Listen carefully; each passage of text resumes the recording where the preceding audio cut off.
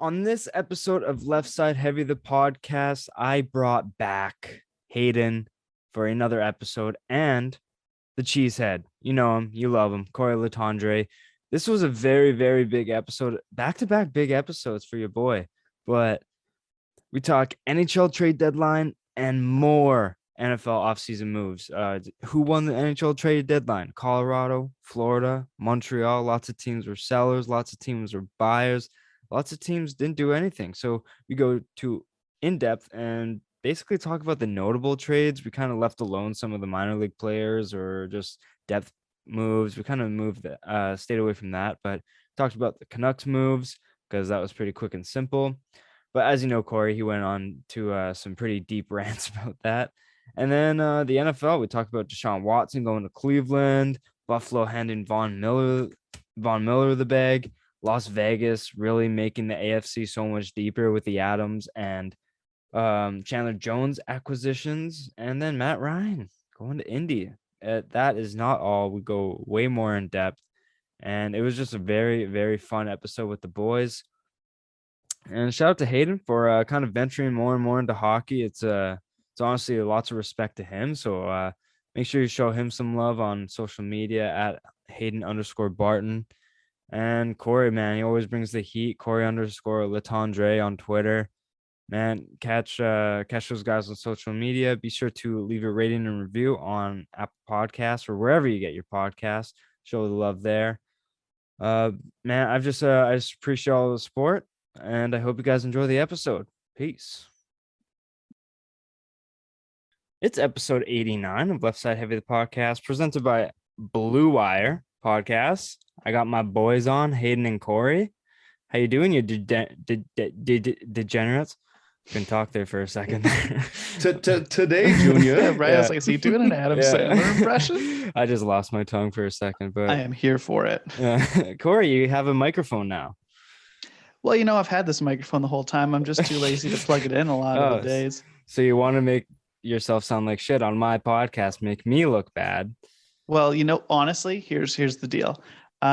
Most times when I do your podcast, I just throw the headphones on so that Dell doesn't have to listen to the whole thing and what's going on. Because to be honest, she doesn't care. So usually I do that, but I have this microphone and an iRig to plug it into my computer and stuff. And I've totally was spacing and forgot that the iRig has a headphone jack in it. So now I can use the headphones, but also a quality microphone. Yeah. So yeah, you're welcome. So Cory, you have the microphone and Haydn's actually looking at the camera this time. So things are changing on this podcast. It's pretty crazy. Very professional. You guys are evolving. Haydn had his PC set up here, but the camera was over to his left, so I only saw his left cheek. That's about it. Let me specify. So it was super dumb. That was his good side. It was my laptop looking here, but my laptop was probably about 17 and a half inches for I don't know the screen size, and so instead I was looking at my 27 and a half inch monitor right there. That's why I always got my good angle. But today I'm on my my Mac because I don't have a camera yet, because obviously, as you know, just got done building my brand new PC. Whoa, fancy boy. It's cool. Yeah, it is really cool. Fucking Cory, I saw it on Saturday. Yeah, it looks pretty sick. It runs so nicely. Can't even hear it. I have a question. You say it looks pretty sick. Does it not just look like a computer? No, actually. Okay. It looks like a pretty sick Batman computer. themed. Yeah, I can change the lights on it to make it look his like PC has lights. So. Hell yeah. RGB lights, RGB RAM, RG3 quarterback. Yeah. I'm the computer you deserve. Very nice. It's really cool. So quiet too, Haydn. It's actually unbelievable how quiet it is. It's fucking just insane. The fans I got, Luke, who helped me set it up, was just absolutely impressed. He couldn't actually believe the type of fans that I had bought. But this guy's like a huge computer nerd. He's built 7 computers. What's so And special about your fans? I am very out of my depth here, guys. It's like he couldn't believe the fan I got. 4 blades, not 3. No. It's your standard fan, but like it's like one of the top of the line. And the cool things about it, instead Like of a running Dyson? like a instead of running a separate cable from each fan, they all like simultaneously click in. And so the it's basically like you can build 3 of them and then have one wire running to the motherboard and not 3 separate wires. Like a Lego system. I like that. Almost, yeah, literally almost. Like Yeah. to put it in like dumb terms like that, yeah, it's almost like a Lego system. That is where I excel. Yeah. Boiling it down. Yeah. Put it into snack terms for Cory. Yeah. Then he'll understand. So it's like 3 pies all together wheeling. It's like themselves. Kevin in the office. It was like he does all the math on when they go get the pies on the work bus, and I was like, now do it with salads. He's like, it just won't work. Yeah. The math just doesn't compute. Carry the one. No, it doesn't work. It doesn't work. But guys, so there's been this is one of the craziest off seasons in the NFL, and the NHL trade deadline was today. We're recording on Monday, ended at lunchtime. Today over on the best coast, the west coast, the left coast, whatever coast you want to call it. But Cory, so we're gonna start off with the NHL. And Cory, Haydn, what do you guys think of the deadline overall? Cory, I'll let you go first. Okay. West side. Sorry, just letting everybody know. Represent. It was honestly, okay. Here's my gripe with NHL trade deadline day. Almost always disappointing because it's like it's always hyped up, right? Yeah. You're like, oh shit, here we go. Gonna be some big moves. Teams are gonna go all in this year. They're trying to buy. These guys are gonna sell. And then like a lot of good deals get done before the deadline. Yeah. And then so this morning, you're up at 6 with James Duthie and TSN, and you're watching 5 hours of nothing happen. You're like, which depth defenseman got moved for a 5th? Cool. All right. Solid. But, so outside of my hopes being dashed of like seeing a big move go down today, because that was a thing. There was nothing like huge that happened, I don't think, in the NHL today. It was a lot of like some solid moves and some really disappointing things that didn't happen for some teams. But there was nothing like, oh shit. You like text your friends and you're like, did you just see what happened? Yeah. Sidney Crosby got traded. Not even anything like Brock Besser good level got traded. Yeah. Like the best players that got moved today was like what? Mark Giordano, the old man. No, he didn't even get moved today. Oh, that's right. That wasn't even today. Yeah. See? Probably Marc-Andre Fleury, but that's yeah. Fleury goes to Minnesota. You're like, oof. Be like, okay, Minnesota has to win this year because they're fucked. Yeah. For the next couple of years with the buyouts on Parise and Suter. So you're like, what are they losing? Like $6 million next year on the cap or something? Yeah. Something ridiculous. We're like, that's a lot to be holding for the next 4 years, guys. So I think Guerin must have looked at him and like, well, we have to do it now. If it's not now, yeah, when are we gonna do it? So he goes there. That was big. A trade that didn't go in until the very last second that I think could pay dividends is Max Domi going to the Hurricanes for like a 3rd round prospect that got picked last year. So like for absolutely nothing, essentially, because he was so good in Montreal and then he goes to the Blue Jackets and Tortorella's like, fuck you. Yeah. I don't like you. I don't like the way you play hockey. You're a 4th liner here. And he's like, but I'm like one of the best passers in the league, maybe. And he's like, I don't give a shit. Fuck you. So I think in Carolina, he's going to play somewhere in the middle 6. Yeah. And I think it's a real opportunity for them. The other guy I really like, my last move that I was like, oh, this is a good one, is Arturi Lehkonen. Yeah, I was about going to say from that the too. Habs to the Avalanche, because he's a guy who's just, like, if you look at his numbers and like his underlying stats a little bit, he has elevated like everyone's play who's played with him So now he's going to go to Colorado and have a chance to play with better players, right? Because like who plays in Montreal? You're like Suzuki, Caulfield, I guess. Like finally has snapped out of it a little bit, but you're like, there's not a ton of talent running around in Montreal.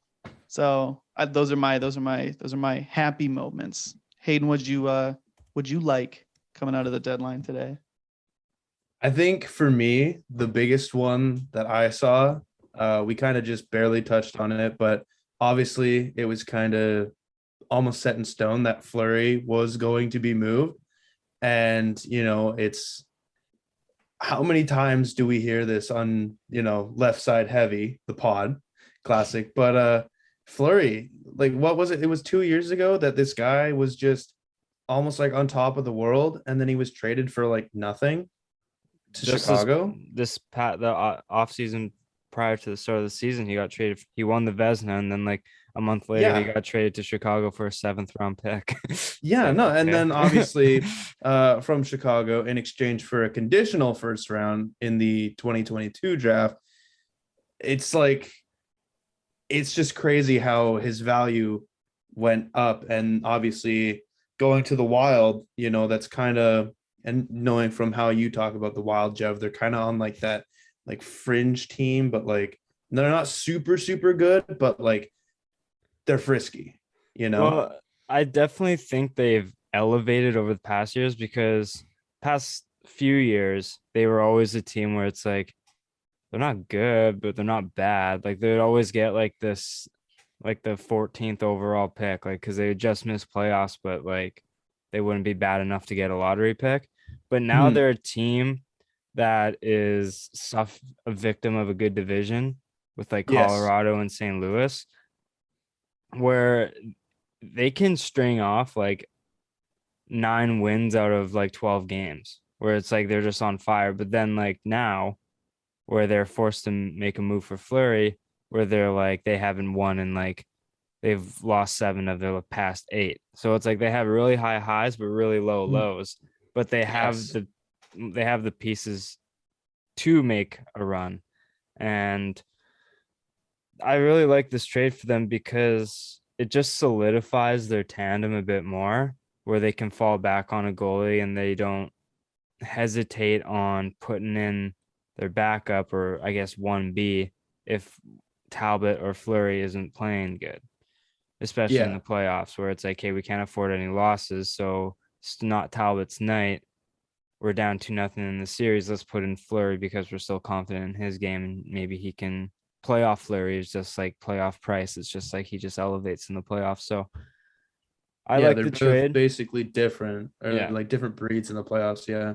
And for Chicago, I was surprised he didn't. Oh, sorry. And for Chicago, it's getting the first back. You gave up like a 7th round pick or a 7th round prospect for Fleury, and then flipped them for a conditional 1st. Yeah. It's a huge win. And the condition is, I believe, if Fleury needs 5 wins in the playoffs, and at least 5, and they need to go to the Western Conference Finals. So, which I think is doable. It's just going to be very tough. But no, definitely. Yeah, I'm with you guys. Like you look at that Wild lineup up and down, and you're like, there's no weak spot really, right? Like they've got guys who can put the puck in the net. They've got good defensive forwards. They've got a couple playmakers. Their defense, they don't have anyone who like stands out, but Spurgeon, Brodin, Dumba, Goligoski, Kulikov, Ben, you're like, those are all, they got Jacob Middleton in a trade. They got John Merrill kicking around as like a spare part. And you're like, okay. And it's like, what could be our weaknesses? You're like, well, Cam Talbot has a history of being very streaky. You're like, all right. So it's like you bring in Fleury, and you're like, obviously his numbers haven't been great this year, but Chicago sucks, right? Like Chicago's so bad. Chicago's a bad team. They're like, are we trading Kane at the deadline? Right? So like, well, what's the point of them keeping Taves and Kane at this point? There's no point. 10 mil each. It's those guys are going to hold you back from tanking. Then you need to tank. And then I was just looking, I know we talked about like the buyouts for Parise and Suter, and I forgot how bad they are. Yeah, because they're each making 9 mil, weren't they? Or Parise was at least making 9 mil. So this year the Wild had to pay them, like the buyout against their cap was 4.7 million this year. You're like, okay, not great, but it's doable. Next year it goes up to 12.7. And then the 2 years after that, it's 14.7 million against the cap that they're just losing. So Fleury's contract is up this year. So like, this is the perfect move for Minnesota to be like, okay, it's going to be some dark days ahead here for a few years.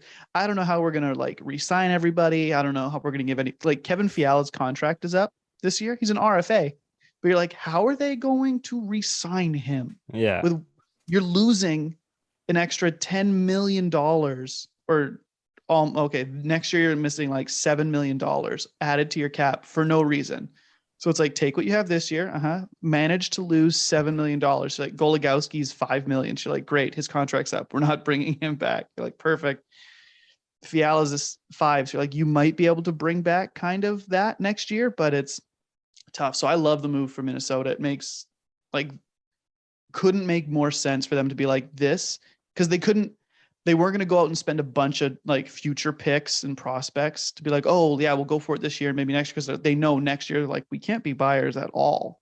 So let's take a guy who's going to be a UFA who, hey, roll the dice. Because if it does end up being a first round pick, it's because they won a few rounds in the playoffs, which is totally worth it. Yeah. So I like it. It was a good move. No, I agree. But guys, we are in Van and they made some deals. So before we get to any more higher echelon trades, we're going to cover some of the local moves, and I'll just rattle them off. There's only 3 that were like drastic. Rutherford Dub or Alvin Dub Hamonic was sent to Ottawa for a 3rd round pick, no salary retained. What the fuck is Ottawa doing? Huge. Ottawa, you will forever suck. Yeah. And then there was like some theories about like cap floor, because like Shabbat's out, so they need to get to the cap floor. So that's probably it. But then Toronto acquired a 3rd round pick from Van for Travis Dermott. So we basically flipped Hamonic for Dermott, which is huge. And then we parted ways with Tyler Mott and we acquired a 4th round pick. I was hoping for a bit higher, like at no lower than a 3rd, but we had negative leverage. Like we had absolutely no leverage. Mott is a UFA or a free agent. Not too sure if he's RFA or not. UFA. But yeah, he's a UFA, and they couldn't come up with an extension prior. So it's like, can you give us a second for this upcoming free agent that won't sign with us, please? Right? That's the kind of deal where it's like you just have to sit and be like, yeah, hopefully a couple teams both really want him. Yeah. It's like, who's gonna give us the best? So yeah, bit the bullet, got a 4th. I really like all the moves. I'm upset about Mott because I liked him, but I just understand that like we couldn't really do anything else and we had to get rid of him because 2.5 is too much for him. And hey, maybe we revisit in the summer and we sign him for less, which would be awesome. But you don't want to. I'm happy that Alvin didn't overpay just to keep him. So I like all the moves that were made, especially the Dermott one. He's young. We know he's in the NHL. We were talking about it before we recorded. Like, he is a player who is going to be playing in the NHL. We don't have to take a risk at a 3rd round pick who may not play a game. Dermott hopefully left the turnovers in Toronto. But if he can just be a good bottom pair defenseman, occasionally moving up to the 2nd pair guy, then I love it. But what do you guys think about him? I think, okay, Mott going sucks. Mott's great 4th liner. He's like the prototypical guy who you would want. He's like the perfect 4th line player. He's a great penalty killer. He's fast. He tries really hard for his teammates. He backchecks really well. Blah, blah, blah, blah, blah, all that stuff. He's great. Don't get me wrong. But I was so happy to see him get traded for a 4th today, because it just like hopefully marks the beginning of the Vancouver Canucks not letting assets wither and die on the vine. He did today what Jim Benning couldn't do for 8 years with Alex Edler and Chris Tanev and Jacob Markstrom and Radim Verbata and Dan Hamhuis and so on and so forth, of guys who just, it's like, nah, we're just going to hold on to them through the deadline and then not re-sign them. I saw this thing on Twitter and someone's like, did Patrick Alvin have the best deadline in Canucks GM history? And it was right after the Hamonic trade. Right? And I started dying laughing. I'm like, it's funny, but it's so sad because we had such an incompetent dummy at the helm. We had Kevin from The Office as a general manager of a pro sports franchise for 8 years. And I understand when he first gets here and you give him the benefit of the doubt and you're like, oh, he's a great scout, such a good scout. And he gets here and you're like, I think this guy might have mental issues. It's basically like Michael Scott's girlfriend, like coming out to Kevin's like, hey, Kevin, what are you looking from the vending machine? Well, I want drove this. here. It's just upsetting. I'm totally gonna bang Holly. He's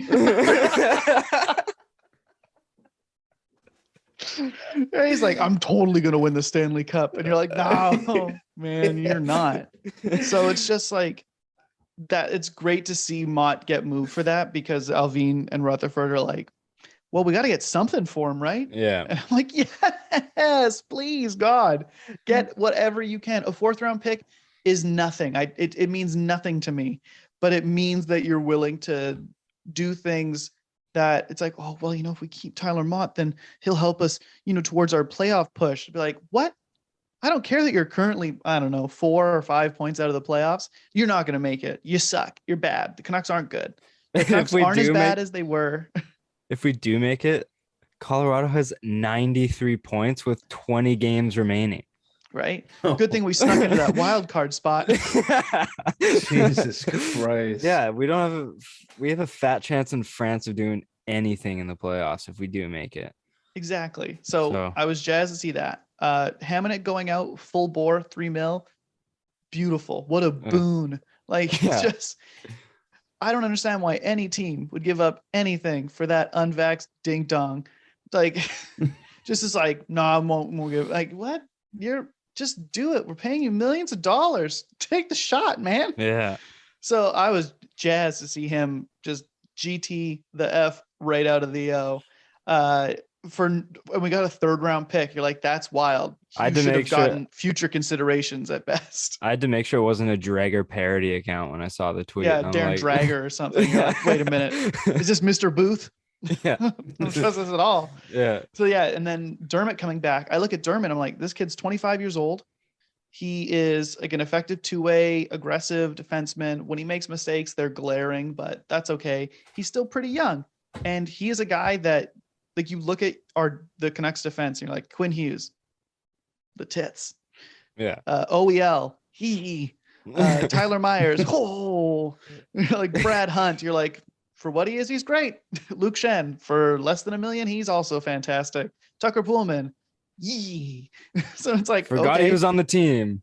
Travis Dermott, I fully expect to be playing on our in the top 4 of this defense. Yeah. I would fully imagine that you keep Shen with Hughes because it's been working, so you're not going to change that. You should then you play Dermott with Tyler Myers or whoever the hell else you want to put on the second pairing, and then you just put OEL with whoever the hell else can play. Brad Hunt, Kyle Burrows if he ever comes back, Tucker Pullman if that's what they want to do. I don't care. They're all bad. They're all the same version or different versions of crap. It's like, is he diarrhea or was he soft poop? Like, I don't know. It's poop. Who cares? It's all poop. They're all bad. So I don't know. It wasn't obviously not an exciting deadline for the Canucks. I was holding out hope for a JT Miller trade personally. That was just like, come on, Rangers, get desperate. And then Colorado moved Barron in a second for Lehkonen. I was like, oh, I think they're out. So it was just like, I was hoping that the Rangers looked at like the Panthers getting Giroux and like Colorado making a few solid moves and Rangers being like, we need him. And they're like, we'll settle for Andrew Kopp. And you're like, that's not going to move the needle. Yeah. But, summertime, I guess. I guess so. Haydn, do you have anything to add? Or should we after Cory's long tangent there. Rambler. Yeah, he is very fired up about the Canucks. I was really agreeing with what Cory was saying actually in the last bit about not seeing, a JT Miller or even Connor Garland or Brock Besser, like being moved for assets or, something. Because Jev, I know we talked about that a lot coming up to the trade deadline. And so it just shows you the direction that, I think all three of us can say that the Canucks want to move in a direction where they want to keep all these guys that they have right now. And whether that be retaining Miller, because he's a soon to be UFA this offseason, right? He's got 1 year year left. after. 1 year, my bad. But yeah, no, so who knows? Maybe he gets an extension, obviously. And yeah, it's going to be interesting to see if they actually, like, I obviously don't think they're going to make the playoffs, but it'll be interesting coming down the stretch, to say the least. As much as I'm happy it didn't happen, I was surprised we didn't trade Connor Garland just because of how hot trade talks or trade rumors were leading up to the deadline. I was surprised he wasn't moved. I'm happy we didn't. I would have rather traded Besser just because of his expected cap coming up. But let's move on to some other trades. There's another big one. We talked about it a little bit. Prior to the draft, Giroux got traded to Florida with others, just some prospects, to Florida for Owen Tippett, a 2024 first-round pick, and a 2023 third-round pick. And if I'm not mistaken, Philly retained half of Giroux' salary. What are your thoughts on this trade? Giroux going to Florida. I believe it's a win-win, but what do you guys think? I mean, Haydn. Yeah, I mean, I personally didn't like. I didn't really think the Panthers were going to be on this as much as they were. I don't know why I didn't even think of that. The Panthers are in a great position to obviously make a run this year. I know they're hot with Tampa, and Giroux, obviously he wanted out of Philly.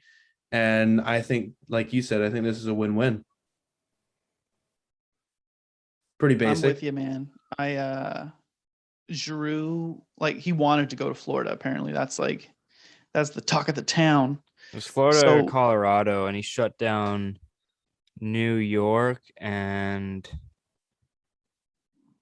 I can't remember what other. But a few teams, I think, right? Yeah, there's two teams he immediately shot down, and then but I believe it may have been Pittsburgh and the Rangers or something. But yeah. Yeah, I think Florida was like his number one on his list. And you just, man, Florida's so funny because, like, you remember a couple of years ago they made that run, right? And then just kind of like tail spun out, and then it's like, okay, well, they've been like that team. They've been that team you look at. They're like, man, this is their, like, they should be getting better. Like, is this going to be their year? Is this going to be the year? And they just kind of like keep letting you down a little bit. With the addition of Giroux, it's like, I know he's not like a young boy anymore. He's like, what, 34, 35, something like that, but still totally capable. He's played with good players in Philadelphia, so it's not like he's been playing with scrubs and is going to go to Florida and be like, oh, finally, I can play with guys who don't suck. But I think he'll probably play. I assume Giroux is going to play on the wing because they've got Barkov, they got Bennett, they've got, right? Like, I don't know if Reinhart I don't know who exactly plays down the middle for them all the time, but I imagine they're going to slot him in with like somebody like Barkov, who he has not played with anybody like that before. So it'll be interesting to see if he can like light the lamp for Florida. Cause it's always weird. Sometimes you get the guys who are like the big deadline acquisition and it just doesn't really pan out, right? Cause hockey is such a chemistry game with your line mates and stuff like that, where basketball, you can kind of like, it's a league driven by superstars. So it's like, oh, I've brought in another star. As long as it's a complementary style to the guy, it can probably work. Yeah. Right. It's like everyone looked at the Westbrook trade earlier and it was like, no one thought that was going to work. Stylistically, it made no sense. And then lo and behold, it fell to shit. So it's like Giroux, as long as he can kind of like fit that. And he's such a creative player and he's been so great for so long that I see it as nothing but a win for them. Owen Tippett was a guy that was coming along a little bit slow. I think he was he's still like a high end prospect and his shot is pretty good and stuff like that, but it's not like it's a huge blow, I don't think, for Florida, they've got not like a ton of great prospects, but they've got enough young players that are like, they've got Denisenko and Heponiemi and Saron Noel. They've got like a few guys that are still there that can be young guys they can like bring up through the pipeline when guys eventually have to get let go. So I don't know. And then for Philly, it's sort of like when Kessler got moved, where he's like, I'm only going to go to a couple of teams. So could they have gotten more if it was just like a wide open market of like, who wants Claude Giroux? Yeah, for sure. More than one grade A prospect and one good pick. Because the third round pick, again, it's like, it's fine. It's dressing, right? Yeah. It's not that. You're not a big chance of that becoming a real player in the NHL. It's like just throwing a dart. You're like, I hope this kid from Finland's good. You're like, fuck, I don't know. Our scouts said so. He saw him play 4 times. Yeah. So I don't know. I think it was good. Jeff, you think it's a good trade for them? Yeah, I think it's win-win because Philly's like, they're a dumpster fire. So I think they just need to, like, they're no shot that they're going to be contending anytime soon, in my opinion. That Kevin Hayes contract is not really looking amazing, despite him being a decent player. It's just like a heavy cap hit. But I think this was perfect. Like you said, there wasn't a lot for them to work with, and to be able to get a first and a pretty good prospect. I think if they just got those 2 assets, it would have been good. But just sprinkle in a third, like you said, 20% chance that it works out, but maybe even less. But you never know. I think it was perfect for what they needed to do right now. And yeah, Florida got a pretty good vet and a pretty good playmaker in Giroux. But we'll go to another one. Hampus Lindholm gets traded to Boston for John Moore, Vakanainen, a 2022 first and a 2023 and 2024 second round pick. Pretty heavy haul for Hampus Lindholm. Wasn't expecting that. Hampus Lindholm then did get extended, 8 years, $6.5 million average.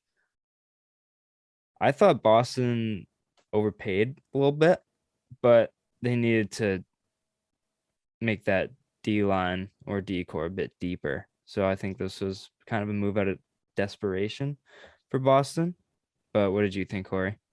I feel like there's a part of me that thinks, because that extension got signed almost immediately, right? He got traded and it was like announced like later that day or the next morning or something. It was like part of the trade almost. It was exactly. I feel like he was given the Bruins were given permission probably to talk to Lindholm's camp, be like, hey, we bring you in. Like, what do we think is going to take it to get done? So it's from that point of view, it's less of an overpay for me because he's a solid top 4 defenseman. Yeah. Right. Like you look at Boston and you're like, who's better than him on that blue line? You're like, well, Charlie McAvoy is. And then it's like, who else? Like he might be their second best defenseman now. Yeah. Maybe their third best defenseman. So it makes sense from that angle. And Boston's a team that is looking and they're like, we need to win soon because we're about to, like, how long can Brad Marchand keep this up? Yeah. How long can Patrice Bergeron keep this up? Like it, not forever. These guys are mid-30s. So like the play is going to drop off soon.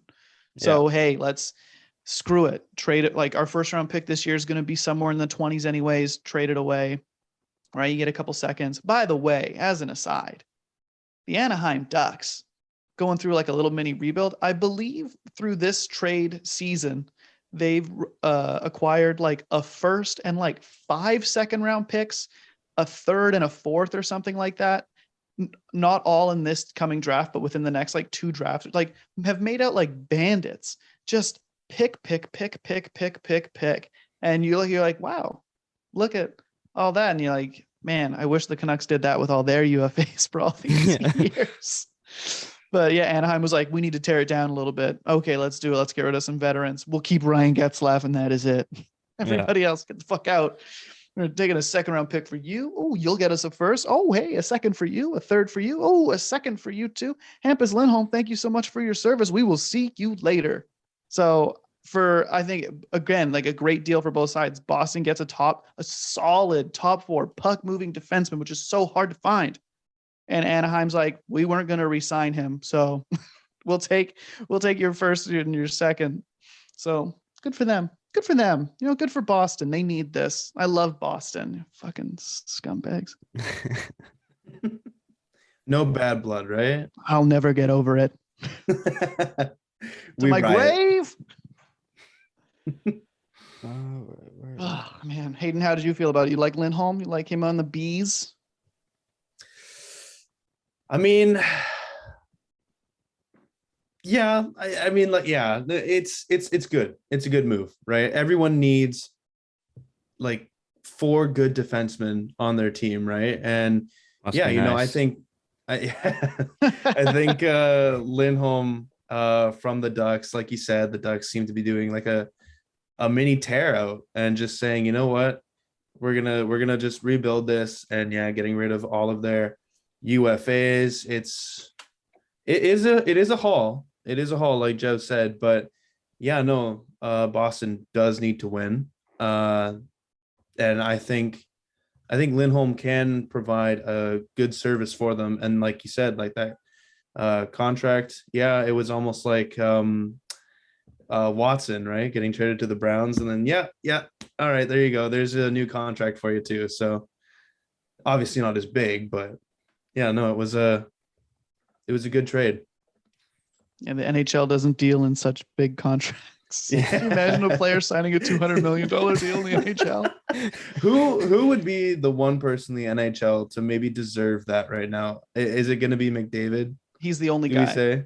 Yeah. Mm-hmm. Okay. Unless when Connor Bedard gets in here, and if he can be better, but I doubt he will be. Oh, okay. Take McDavid out of the equation. Then who do you give it to?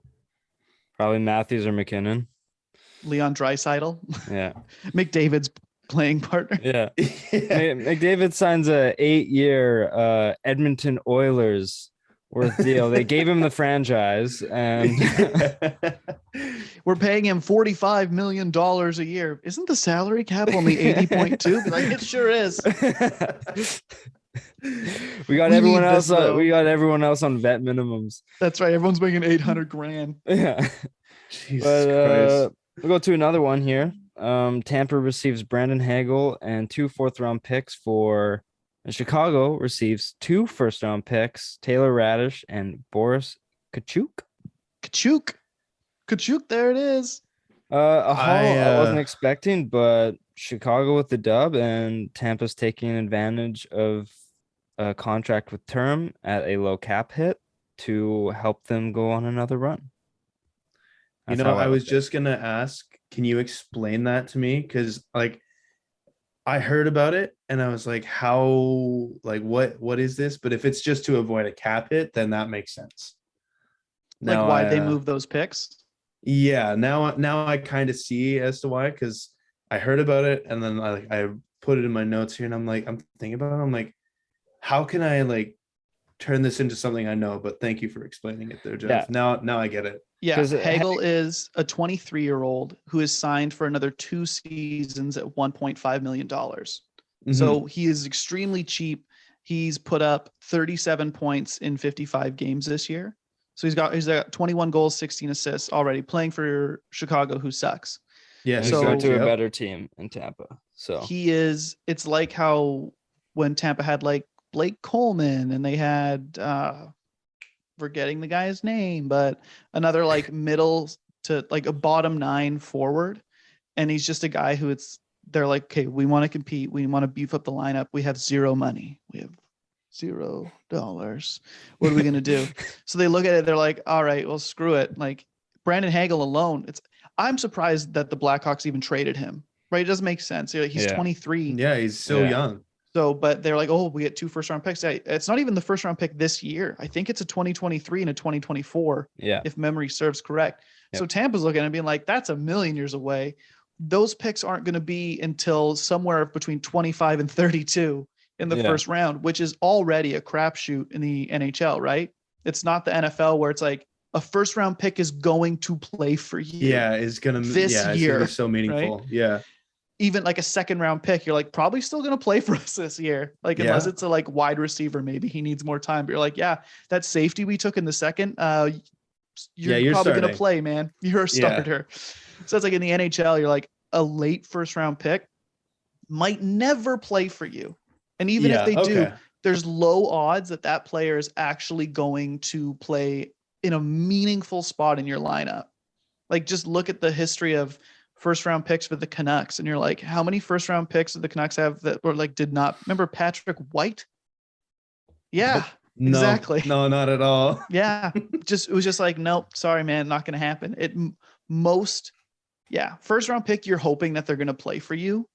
But the odds of them playing in like either a top 6 forward, a top 4D, or a starting goalie, fairly slim once you get outside of your like front end of the round. So for Tampa Bay, you're just looking and they're like, yeah, fuck it. Here you go. Sure, why Here's not? a 2023 and 2024 first round pick. We'll take the guy that we can have for 3 playoff runs at $1.5 million, who is scoring at like a 50-point pace. And you're like, great, here you go. You can play with, maybe we'll put him with Steven Stamkos and see what he can do. It's so for Tampa, I get it. It bums you out because you look at it and you just see like 2 first round picks. And then also Boris Kachuk and Taylor Radish, who don't really matter. They're not. Taylor Radish is a guy who's put up numbers in the AHL and hasn't translated. Obviously, Tampa's deep. So those guys will get a shot in Chicago to like, hey, here, do you want to play hockey? And they're like, all right, let's give it the old college try. And if it doesn't pan out, I don't think Chicago cares that much. They were in it for the picks. But man, I couldn't imagine. The Canucks don't have a player who has put up the points that Hagel has. So it's hard to like make a comparison.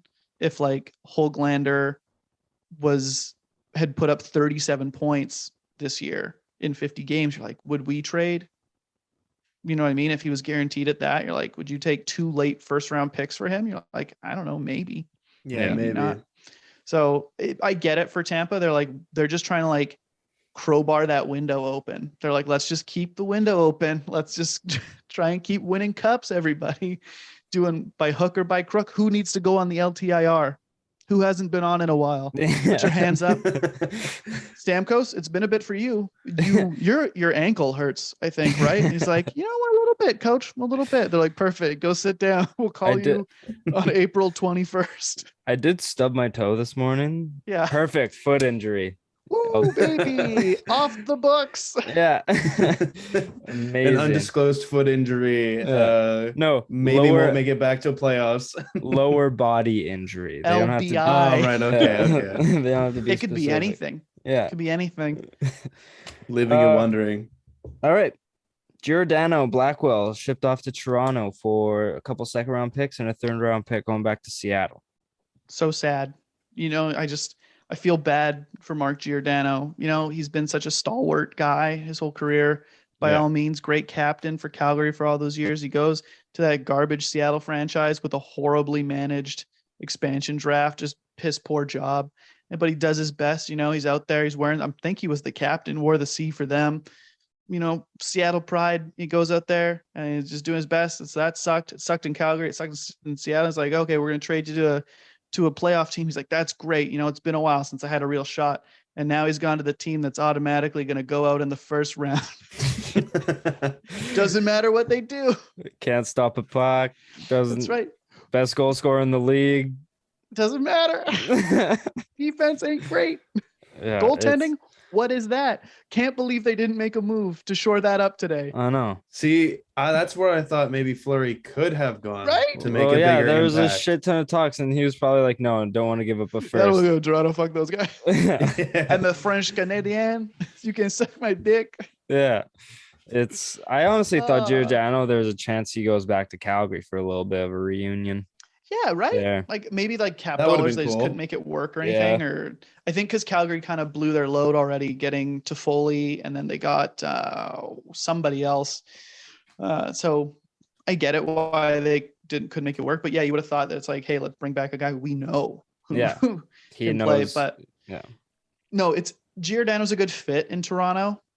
I like the move in a cap is good.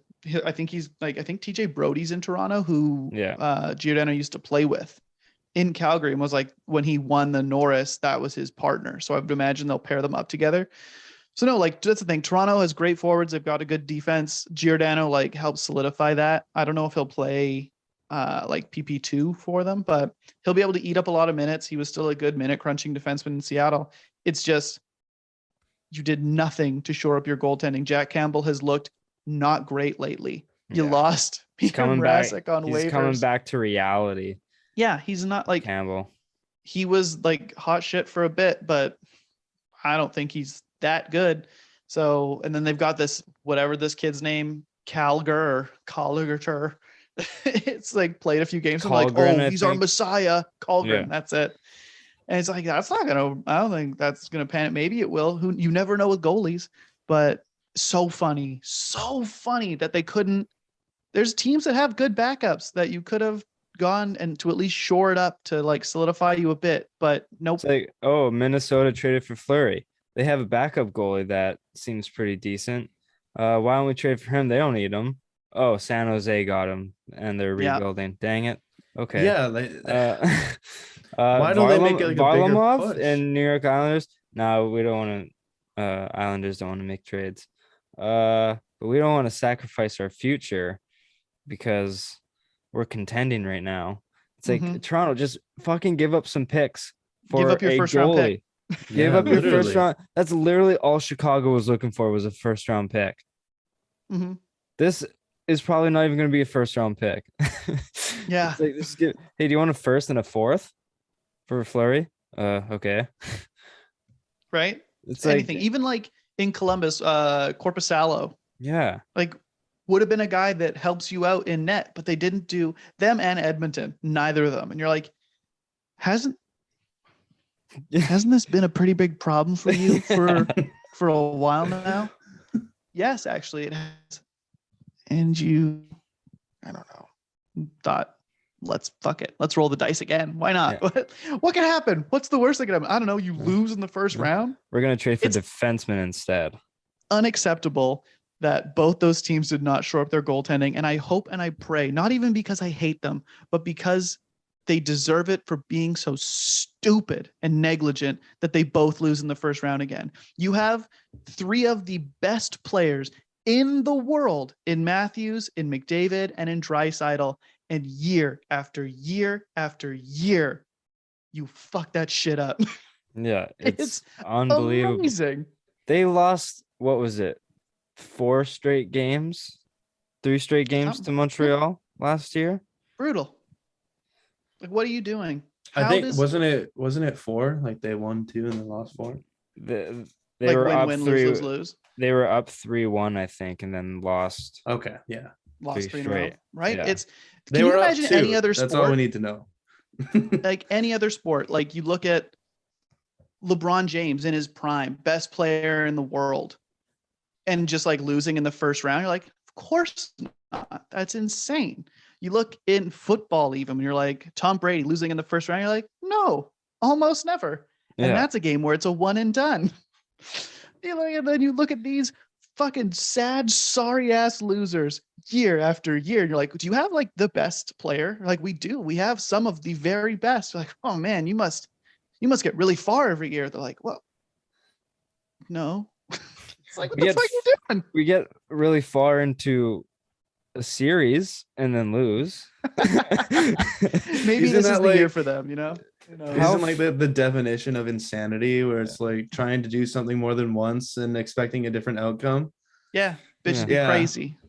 It's like when you say if we go far, how far into what are you talking? Game 7, first round. Pretty far. It's a lot of games. You know, we could win in 4 straight, but hey, that's too easy for us. We like to make it hard and then lose. Yeah. I can't imagine being Connor McDavid right now. Like he signed that long-term deal. Like it's on him. He signed it. You knew Edmonton was dumb, but but you're a few years into it now. And it's just like, here we go again. Like, how are those guys not looking around the room and being like, fuck, It's going to happen again. Surely, like I know pro athletes are wired different, but this is his 4th year of that deal. And it's like, okay. Yeah, it's Is crazy. it going to get better?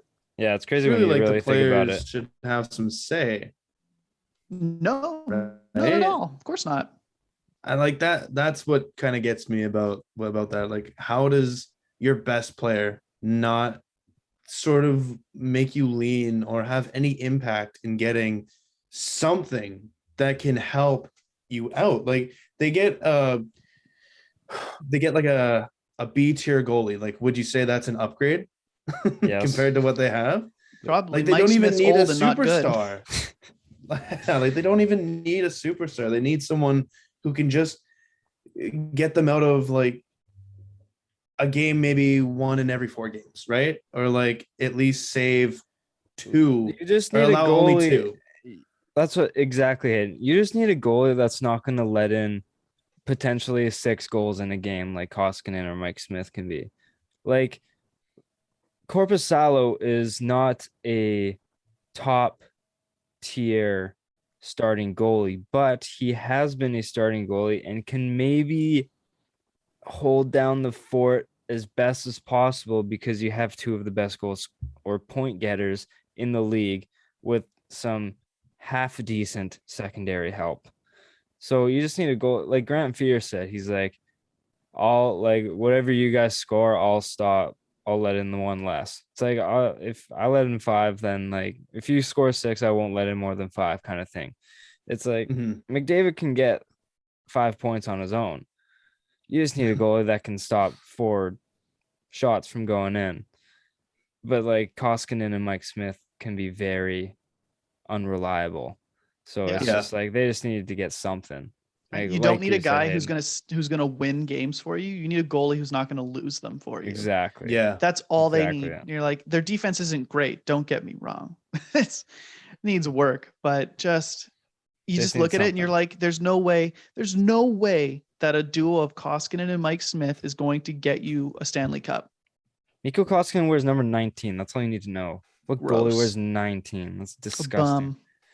But I'm gonna rattle off the last few trades here, and then we're gonna get some NFL talk because we're kind of running a bit long Mike Smith's 39 years old, by the way. He's oh my god 39. He sucks, and he's always on LTIR. So I mean, you can't let in goals when you're on. That's true. Very true. Reserve. So wins a couple games to get the numbers up. And he's like, I'm hurt. Yeah.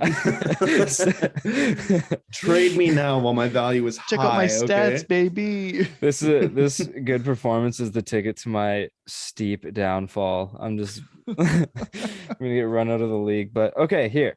Speed round, and then we're gonna talk about what we want to talk about. So Andrew Kopp and a 2023 6th round pick is going to the Rangers for Morgan Barron, a 2022 first, a 2022 and 2023 second, and a 2023 5th round pick back to Winnipeg.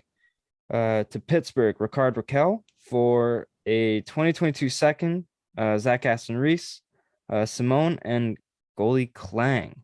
Pretty sure it's Craig Klang is his name, but I'm not too sure. And great for goalie.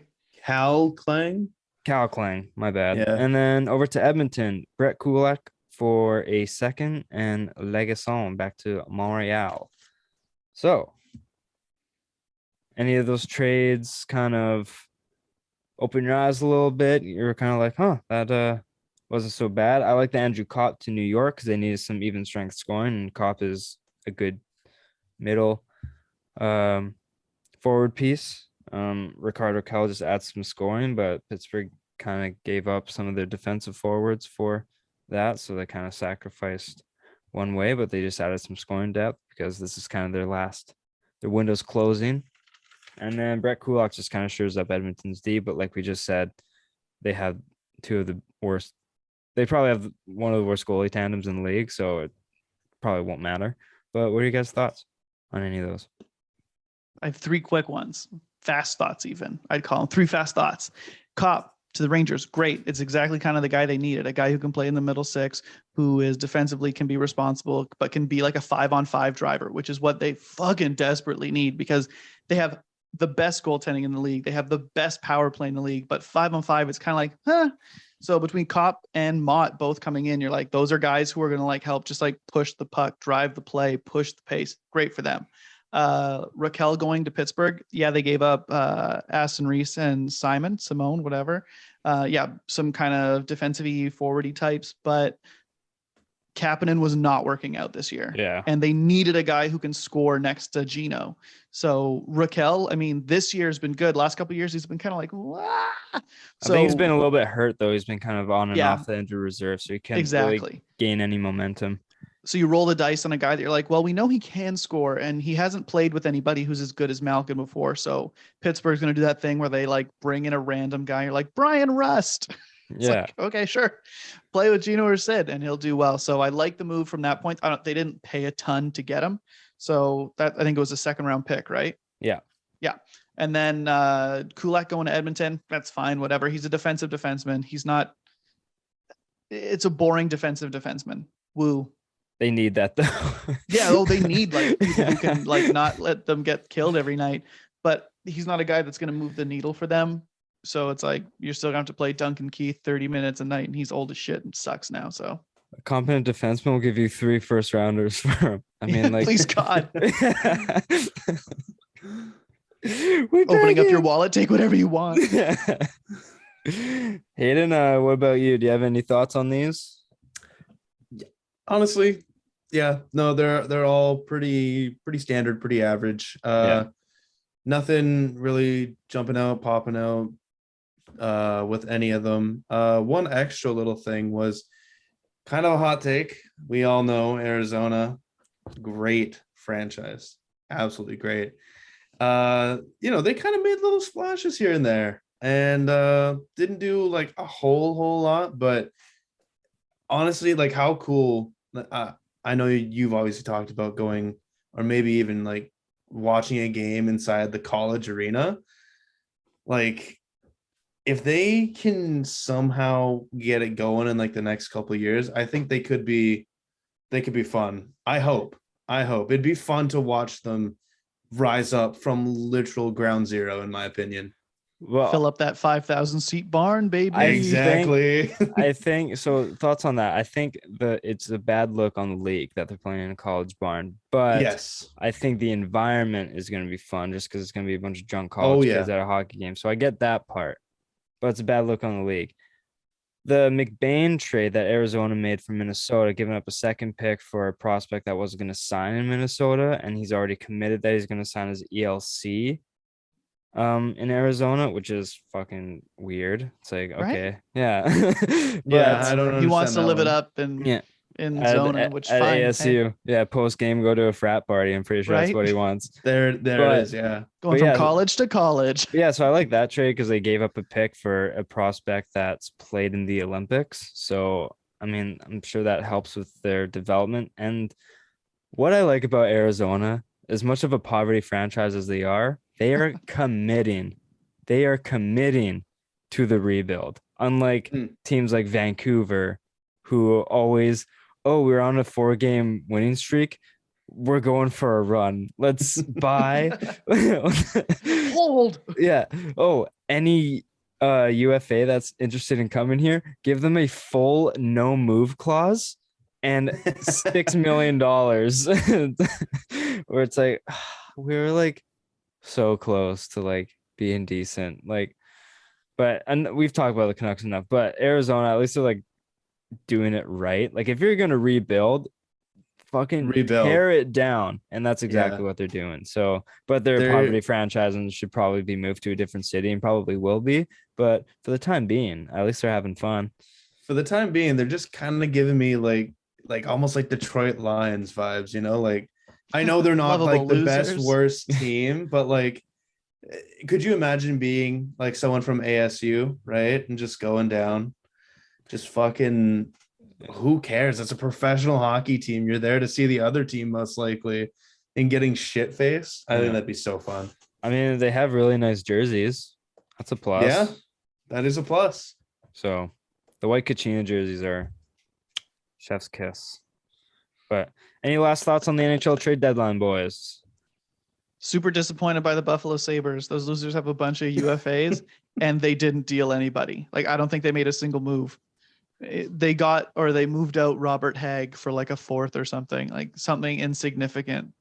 And it's just like, what are you doing? You suck. You're bad. Why would you Canucks? You're not even fighting for a playoff spot. You're telling me you couldn't have moved you couldn't have moved Cody Eakin for a 7th round pick. You couldn't have moved Colin Miller for at least a 3rd. Like, you have all these guys who are just capital. Anything, literally anything. Yeah. And you didn't do a damn thing. And you're like, you should be fired. Should be let go tomorrow. Big losers. Yeah. Big losers, but big weenies. Big dumps. Yeah, 100%. NFL talk. Woo! NFL talk. There have been some big moves since me and Haydn last recorded last week. That's a sentence. But we're going to start off with the big one.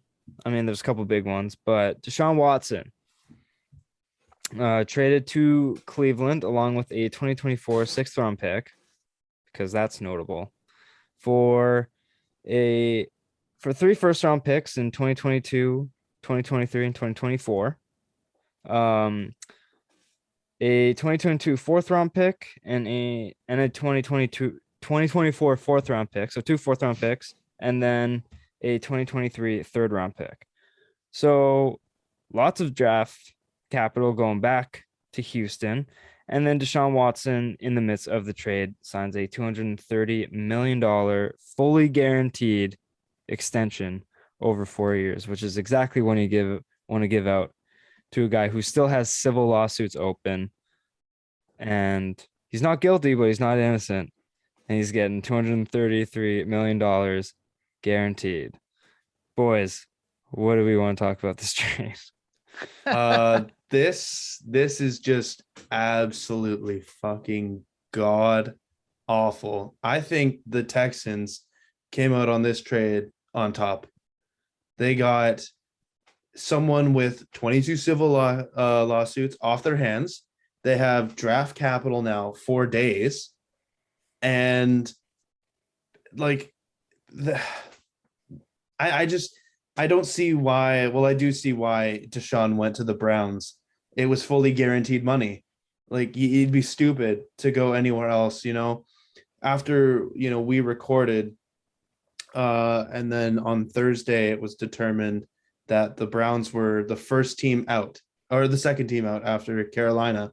And it's like, oh, okay, now it's just down to Atlanta and New Orleans. And I think we can all agree, playing in the NFC right now, million times easier than playing in the AFC. Why do you think Brady came back? It's like, exactly. There's no one here. Exactly. So instead of going to, obviously he's not going to go to the AFC South, and the AFC East, like, I feel like the AFC East is the easiest division in the AFC if it isn't the South. So he obviously just went there for the money. It really showed me who he was as a person. And Donald and I have never been closer on a trade that didn't even involve us, to be honest. I would like to say something just really quick. Football alone, show you who he is as a person. The man took the money. It's a business. I would take the money too. Hey, like, fuck you. I don't give a damn about, like, oh, well, I might have a better shot in Atlanta or New Orleans. I prefer those cities, obviously, over Cleveland. But these idiots are going to give me $230 million. Like, oh, I never will fault a guy for taking the money. Yeah. Baby, come on. The reason why what shows you who he is as a person was touching all those ladies. Now that shows you who he is as a person. Mm-hmm. But if he was coming, I was going to say, like, you're a big Saints fan. If he came to the Saints, you'd be like, I didn't see him do a damn thing.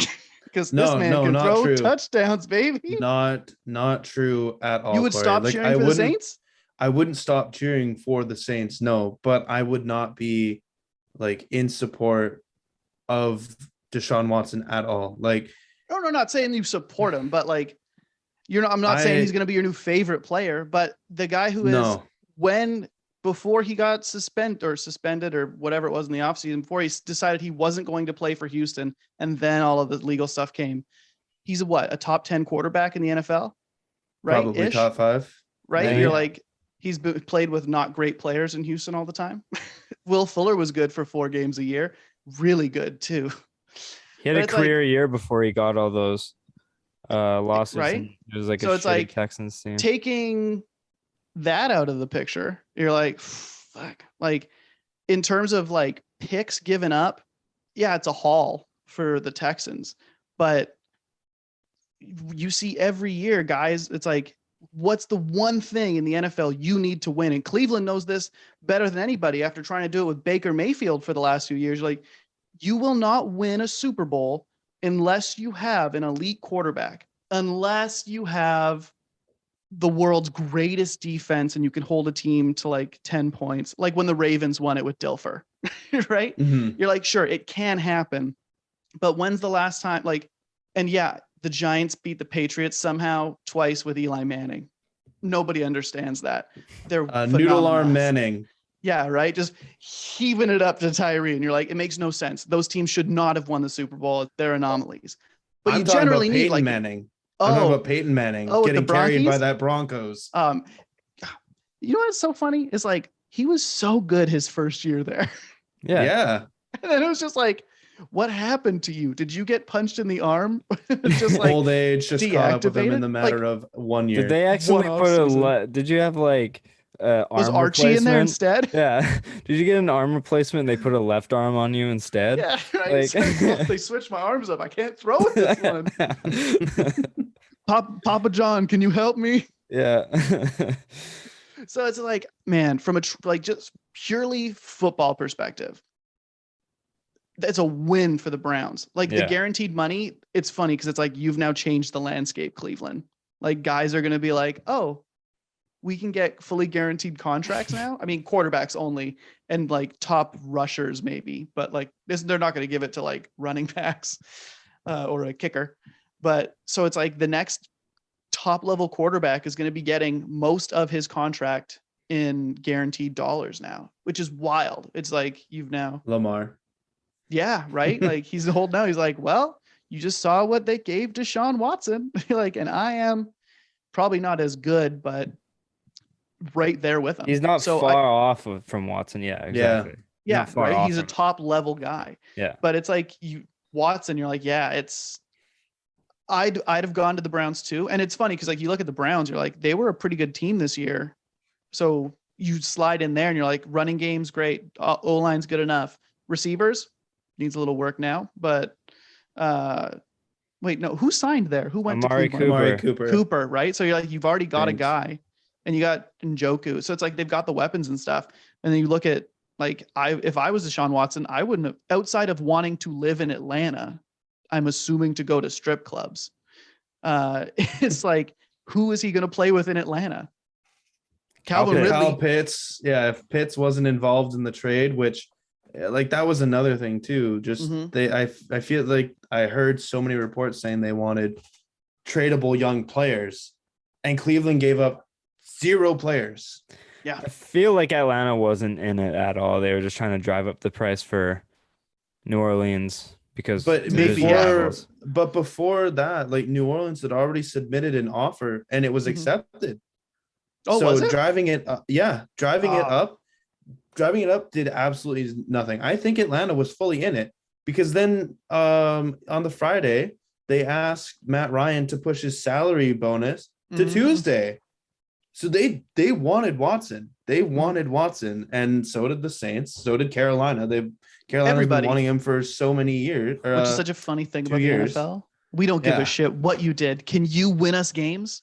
Because our fans will move on, right? Like there'll be this year and it's like, yeah, I'm sure people will boo him a ton in Cleveland to start. But the second that team wins a few games, it's just like, yep, we don't mind. Unless it comes out that he's like guilty and like damning things come out about it. It's like, then maybe it'll be a different story. But I still like, he'll probably end up getting suspended by the league for a few games. I say around 4 to 8 games. Which is why I think the Cleveland Browns were very smart. And they signed Jacoby Brissett. Yeah. And you're like, who's a guy that can play in the style of Deshaun Watson, who's not as good, but can start and possibly win a few games for us at the beginning of the year? It's like, oh, perfect. Here you go. Yeah, I was talking about this with Kyler, me and Hayden's Murray? boss. Yeah, Kyler Murray. No joke. Wow, dude, But connections. yeah, me and Hayden's boss at LCP, and he like I posted on my story when Watson got traded, and all I said was like, "Sheesh, like this is a crazy NFL offseason." That's all I said, and then he slid up and went off. He's like, "This is awful. What are the Browns doing? They're idiots." Like like overpay like X amount of dollars a year, like whatever. And I was like, look, when he is playing on the field, he is a top 5 quarterback, in my opinion. I think he's like top 5, if not like just outside top 5 quarterback. He's early to mid 20s, and quarterbacks play till like Turning 27. and quarterbacks play till like they're 40. So you have like a decade worth of Deshaun Watson. If he, like Cory said, strictly football, Cleveland won this trade because they have their franchise quarterback taken care of. They don't have to worry about anything unless he flees after his $230 million is up, which I wouldn't be surprised. But Cleveland has the roster that is built to win. And people say like, oh, they are held back by a quarterback. Sometimes it's a little bit else, like quarterback plus some. But I truly think that Cleveland was like held back by Baker. And I really think that a Deshaun Watson type player, if he plays as many games as possible, can really like carry this team into a deep playoff run. But they run the risk of losing him. And if like new stuff comes out, new information comes out that he is guilty, then it's like, oh, we just gave $230 million to a criminal. Yeah, exactly. Yeah. So I don't like the contract, the fully guaranteed. I thought that was stupid. Like fully guaranteed money to a guy that sells lawsuits open. That's dumb. Yep. But I mean, the football player himself, if everything works out and he is completely innocent, 100% total proof, none of this happened, Cleveland is laughing right now. But and I will agree, the risk is there, which is what I'm afraid of from Cleveland's perspective. Yeah. And I will totally 100% agree with that. As a football standpoint, strictly football, nothing else. Yeah, Cleveland won. But obviously with everything coming into question, that's what makes me say Houston won, because they have this off their hands now. They have draft capital up their ass. They can trade for players. They're in full rebuild mode. And Bill O'Brien, that fucking torture is just gone now. Yeah. Gone with Watson. And a report came out that they want to build around Davis Mills, baby. Let's fucking go. Houston doesn't have their first round pick this year, do they? They traded they have it, one they? Now. Well, yeah, but not like not a top 5 pick though, right? I thought that was last year. No. Do they have it this year? They do. Yeah, okay. I think last year they traded pretty sure they do. To Miami, and then Miami traded it to someone else, I think. Yeah, like that's let me look that up here. Because I don't think, like, when you look at Watson, you're like, because none of it's a criminal case, right? So it's not like he can go to jail for any of this. It's all civil. So I guess if it comes out and they find him through whatever means are still going on in the courts, a ton of attention to this thing every day. But it's like, if it comes out, they're like, no, like it's all true. Like you're guilty, found guilty in this civil case. I wonder if it's like a provision or anything like in his contract that they can be like cut it without paying him, because it's like something about conduct detrimental to the league sort of thing. Yeah. Where it's like most things you're able to like get rid of a guy for that reason. And I wonder if the money, I doubt it would be guaranteed in that case. You know what's that term called? Like contract termination. Like if they can just like voiding a deal. Yeah, like terminate. Like okay, you can terminate. Yeah, like we'll pay you up until like if something comes up that you're like guilty, then we'll cut you for like X amount of time that you're gone from the team, or we'll just cut it in general. But we'll guarantee you the money that you make for now up until anything happens. Yeah, and like they're already saying that for every game he misses, it's like an under $60,000 like off of his contract, but $60,000 to $250 million that's means nothing, baby. Shit. That's peanuts. It's a raindrop in the ocean. $230 for throwing a ball. That's crazy. No, literally, like I don't even think 60,000 equivalates to anything close. That's his right to 1.5 million. Nah. Oh, I'm looking at it. It's 1.02 million. So he still has 249 left now. Not enough. Not Not and yeah, you're enough. right. The Texans do have their pick this year. That's my bad. It Yeah, was last they year. I do. was They have thinking the about third overall. third which- and 13th. Yes, which the third pick overall could be, from what I see, Aiden Hutchinson, since Detroit now might be going Malik Willis. Who knows? I don't All I know draft is that prospects as every much. year everyone says some of these quarterbacks are going to be good, and most of the time they suck. They Kenny suck. Two Yep. Gloves. Kenny Two Gloves, baby. I was just like, Corey, yo, your Packers. what about them? They didn't do anything. Okay, they didn't. All right, moving on. Moving on. Atlanta signed we'll go to that later. Devonta Adams traded to Vegas for a first-round pick and a second-round pick in 2022. And then Mhm. Adams went on to sign a 5-year extension worth $140 million. Corey, That's what right. are your thoughts? I mean, I'm bummed. Obviously, Devonta Adams is if he's not the best receiver, he's a top 3 receiver in the NFL. So to lose that when the receiving core on the Packers isn't good otherwise. The Packers have a lot of really good, like, number 3 receivers, Like the Patriots. right? Like Alan Lazard, great number 3. Blocks, catches the ball. He's a big guy. Great. Randall Cobb, decent number 3 guy still, I guess. He's like reliable. The Throw him the ball, oldest, he's probably gonna youngest catch player in it. the NFL. Yeah. I keep thinking he's like seriously. 40 years old, but he's like 32. It's like, Oh, yeah, he what? never ages. It's those eyes. They're piercing blue. Yeah, I know.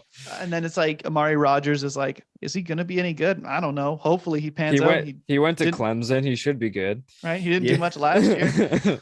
So it's like, and I get it. Adams didn't want to re-sign with the Packers. He wanted to go to Vegas. He wanted to play with Carr, his old buddy. Fresno State boys. Fresno. Right? Fine. I get it. So in the sense of like, now they have the money they would have had to pay him on the franchise tag, which was 20 mil. They don't have to pay him that money. So it's like, okay, they've gone out and re-signed Rasul Douglas. You're like, that's great. We had the money to like make sure we could bring back Campbell. So you're like, that's great. Guy, like our defense should be like as good as it was last year, which is great because it was a very strong point for the team. You need to add a little bit on special teams, but now you're like, They need to add a we need a lot on the receiver. special teams. So you got a first and a second round pick. So that's in the NFL, like we talked about in the NHL, you're like a first and a second is a decent haul, I guess. In the NFL, that's huge, Yeah. right? A first and a second round pick. So 4 picks in the top 2 in the first 60 picks. So in a deep wide receiver class. So exactly. they won't draft a but we wide know receiver that they're just going to draft a quarterback. or a cornerback. will 2 I will cornerbacks and honestly 2 lose my quarterbacks. mind if they don't take a receiver with one of these first round picks, because you just traded away a guy. If we still had Adams and we didn't take a receiver in the draft, fine, I get it. But you traded away the best receiver in football, and you got Aaron Rodgers coming back, be like, all right, let's run this thing back one more time. Cobb, your Hopefully- wide receiver 1. Yeah, hopefully the special teams don't get a kick blocked for a touchdown and another kick blocked again to lose us a playoff game. But I like the Raiders, so I don't mind it. I feel great for Johnny Yeah. Sousa. He needs this. The Seuss is loose. The Sousa is loose. He's jazzed, you know. And you look at that division and you're like, they had to do something. Yeah, seriously. Yeah. And Nightmare. because the tag on with Vegas, they made like another big splash. But me and Haydn were talking about this last week. Like teams like the Broncos and Chargers, they had to like go all in now because every team in the AFC West is like pretty young and like young enough to at least be contending for the next few years. So like Chargers have to take advantage of Herbert's rookie contract because you're gonna have to pay him big when he's up. Like Broncos, you're literally a quarterback away from like contending. So go all in on Russ or Rodgers or whoever. Do it. Chargers, it's like, yeah, Renfro is great. He's a great Raiders. receiver. Raiders. Mhm. Who did I say? You said Chargers. You did that Again, 2 weeks in yeah, a row, man. Raiders. Renfro is great. Waller, top 3 tight end. Mm-hmm. It's like we need like a number 1 receiver. Yeah. And to get him for like a first and a second, like I feel like that's just a steal. I feel like that's a steal So- too, considering, what people have traded for Yeah. anyone else. Yep. And You I gotta kind pay him all that money, but that contract won't look bad for at least a couple years. yeah. right? If Adams like starts to fall off a little bit, yeah, that's fine. But yeah, and it also gives what I like the most for the Raiders. Obviously, the most is that it gives them Adams. So it's like a legitimate number one who they were supposed to have when they signed Brown before he screwed them. Is it gives Edwards, the guy who is like in his first or second year, like time where he'll be like the number 4 guy on that team. It's like that gives a young guy room to grow, to get better, to not have to face, because at the end of last year, right, Ruggs was kind of hurt. And then it's like Edwards has to go off against a team's number 1 cornerback. And you're like, this is not going to go well. Jalen Ramsey is going to stop you every time. So now it's like, oh, Devonta Adams has to take your number 1 threat. And it's like, so he takes your number 1 corner. Well, now you have to have Darren Waller. So you're like, well, our second best guy and the free safety is probably going to have to like spy him anyways. And you're like, okay, well, Hunter Renfrew can just run around in the slot with like the 3rd best guy in the secondary or 4th. Yeah. And it's like, and then there's Edwards. It's like, there's too much. They have so much talent now. Like it's better. I like their well, not anymore, because now they signed Juju. I was going to say like they're better than the Chiefs. It's like Kelsey and Waller. You're like, sure. But Antonio Brown, Devonta Adams is better than Tyreek Hill. Like as a receiver, he's better in more facets of the game. And it's like Hunter Renfrew, way better than like Pringle or Hardman or like Pringle's whoever. Gone. Yeah, but none of them were great. Is my point. Where like Renfrew's a very good receiver. Yeah. So now, at least on paper, like Jacobs is a good running back. So the Raiders, you look like on offense at least, because like, defensively they need work.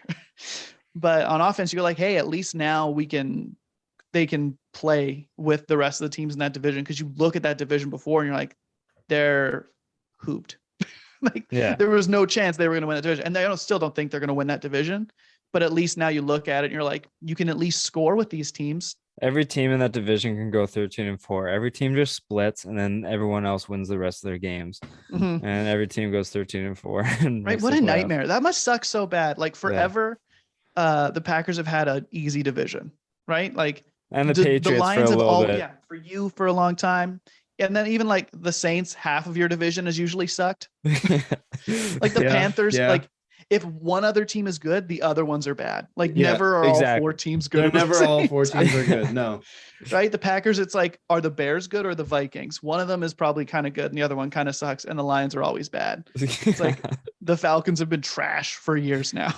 But they went to the Super Bowl ever since that Super Bowl. Yeah. Couldn't run the ball. What a bunch of idiots. Couldn't kick a field goal. So staying in Vegas, they signed one of the best defensive lineman, Chris Jones, to 3 years at $51 million. Chandler Jones. Jones. Chris Jones is Chiefs, right? Yep. Yeah. My bad. Russell Wilson could not escape Chandler Jones. So it's just like, I was telling Haydn this. I'm pretty sure it was Haydn. I may have been telling someone else this, but Raiders went like, every division has the worst team in the division. Doesn't mean that they're a bad team, but with all the Russ moves and the Khalil Mack trade and all that, Raiders were the worst team in that division, but they were still like a playoff worthy team. And then they made the Adams trade and the Jones signing. And I'm like, are they the best team in the division now? Like they just flipped completely 180. It's like they got 2 players who you can argue are the best at each of their positions. And it's just like, now you got Max Crosby and Chandler Jones on that defensive line. And Rock Ya-Sin coming back in that deal. Crazy. So that Chandler Jones signing, what do you think of that, boys? It's fucking just amazing. I mean, like every team is just one-upping each other. Like it's insane. And am I crazy, or did the Raiders not sign Stephon Gilmore today as well? Did I just see that? Did they? I thought I saw something in the group chat that they signed Stephon Gilmore. I could be wrong. I could be totally misled and just read that. I didn't see anything from like Rappaport or Shefty, but no, even the Raiders are making a push, I think, to sign him. I don't know if they've signed him yet. Okay. Well, but then, I think they're regardless, trying to. Regardless, they I bet you anything they go defensively in the draft the same way that the Chargers will. and it's just it's gonna be a bloodbath. This whole division. I'm so excited. Oh, me too. So Like, glad could you it's not our imagine- division. Could you imagine being in Johnny's like position right now? He's like, holy fuck, this team is like the best team, and we still might come last. Yeah. Right? Like that's what I was talking about. I was like, your best outcome is that you split all your games. Yeah. Like Yeah. there's no way you can run the table on your own division. Like there's no No. chance that you go 6-0. No. At best, you're like, well, hopefully we can go 1-1 each time. and Yeah. go 3-3 Yeah, hopefully you're altogether, 500. right? Like, And that the rest of the teams also, and just call the division a wash. Over under each team having more than 5 losses. Jeez, I'd take the under. All of them having less than. I would take the over just because something always happens. Yeah. Like Like one the Jags are quarterback gonna gets hurt, beat or the Jags are gonna beat the Raiders somehow, and right. like And if London they or all something. split, that's 3 losses already on each record. You're like, Yeah. 2 games. I don't know. I don't know who they're playing. I haven't looked at the schedule. What a nutty parlay that could be. Yeah. But it's just crazy. It's anyways. The Colts acquire Matt Ryan for a 2022 third-round pick. Huge. Love it. You saw how good that team was with Carson Wentz, and Matt Ryan's better than Carson Wentz. So, right? Yeah. Like, isn't it as simple I'd as agree. I'd agree with that. Matt Ryan is not the Matt Ryan of old, obviously, but I think He can he's still good throw enough, for like 4,500 yards. Like he's still right? good. Like that's for, what I mean. So Yeah. Carson Wentz isn't a good quarterback. I think we can all agree to that. Matt Ryan is at least a good quarterback. So if the Colts, what was the Colts record last year? Like 11-6 or something? No, I think it was 9-8, right? Did they fall off at the end? Is that what happened to them? Yeah, because they needed to win against the Jags and they lost. That's it. Yeah. So it was sad. win and get in, but they lost. To the Jags. Fuck. To the worst team. And that's what got the Steelers in the playoffs. Literally, if the Colts and won the this- Raiders. yeah, Oh, that's right. The basically Ravens Steelers game. It was a weird, convoluted ending. yeah. But you look at those games that they lose, and you're like, well, if Matt Ryan was your quarterback, were you going to lose all those games? Probably win a couple of them. Yeah. At least win half of them that he lost, I'd say. So, like, you have the best running back. You have a great O-line. Your receivers are very mediocre. But that's Yeah. okay. You just tossed he had terrible receivers last year. Yeah. Me and Just Haydn were just a rookie talking. puts. We're like when Wentz got traded, we're like, you didn't really upgrade, in my opinion. Like I think Heineke and Wentz are like relatively similar. Pretty much the So it's- same. I If have no idea why the Commanders did that trade. Yeah. So it's like if Yeah. Wentz was a good quarterback, then we'd be like Washington upgrades at quarterback, they acquire Wentz. But like if I'm comparing him to Heineke and I don't really see any upgrade, then Matt Ryan is a massive upgrade over Carson Wentz, in my opinion. And Yeah. if they can even just get like deeper wide receiver core, then I think this team can be like really good in a very, very deep AFC. But hey, But a shitty very division. winnable division. Exactly. Yep. They could So- have one of the top 4 spots just because their division fucking sucks. Yeah. So Yeah. Then you just Yeah. have to play one of the 2 wild card teams from the AFC West. West.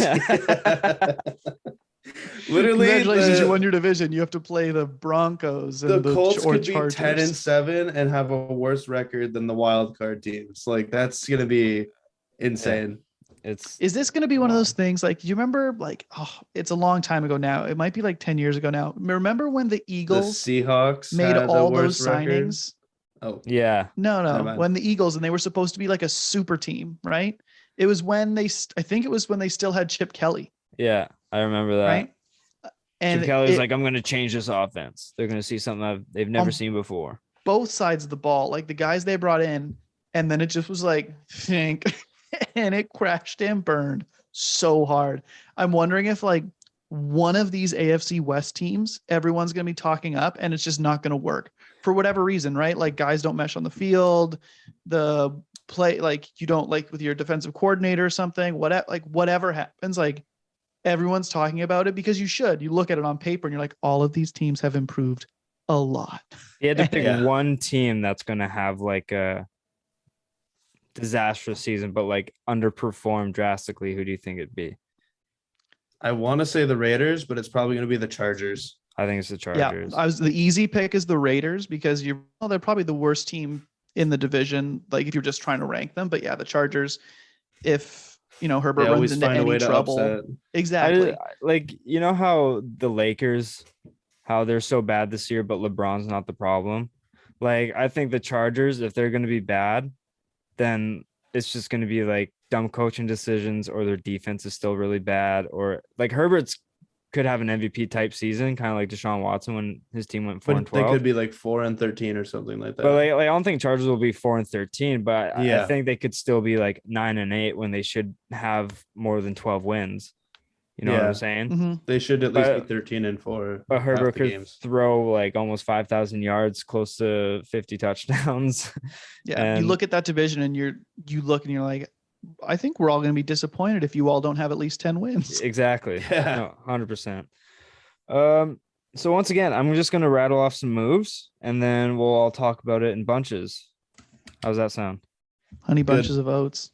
Let's do All right. it. So Tennessee acquires Robert Woods for a 2023 6th round pick because the Rams signed Allen Robinson to a 3-year, $46.5 million contract. Like we said earlier, KC signed Juju to a 1-year, $3.2 million contract. Buffalo gives Von Miller the bag, 6 years, $120 million. New Orleans resigns Winston to a 2-year, $28 million deal. Atlanta signs Mariota to a 2-year deal, and then Stafford gets extended 4 years, $160 million. So, guys, I just gave you a lot of ammo. Fire away. Number 1 and number 2 overall draft pick from 2015 in the same division. Let's fucking go. I think people are giving Mariota bad credit. Like, I feel like he's still a competent starter. I mean, I just don't feel as if Tennessee, he was put into that mix properly. I think he could do something, maybe spice it up with Atlanta. We'll see what happens. We'll see if Atlanta drafts a quarterback or receiver or whatever. I like that. And then Jameis Winston, obviously we knew it was going to happen if Deshaun Watson wasn't going to New Orleans.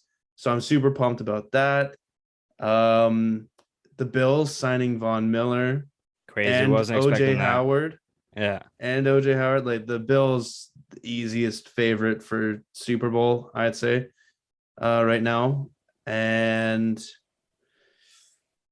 yeah, no, like I said, or like we said, Jeff, I think this has been the best NFL offseason ever. Yeah, it's been absolutely crazy. Corey. Like everything you could ever imagine. Big moves. Money moves. Big money moves. That's right. Mariota going to Atlanta is kind of a funny one because you're right. He sucked in Tennessee, and whether it was like the position he was put into and like thrown in too soon, the pieces around him, whatever.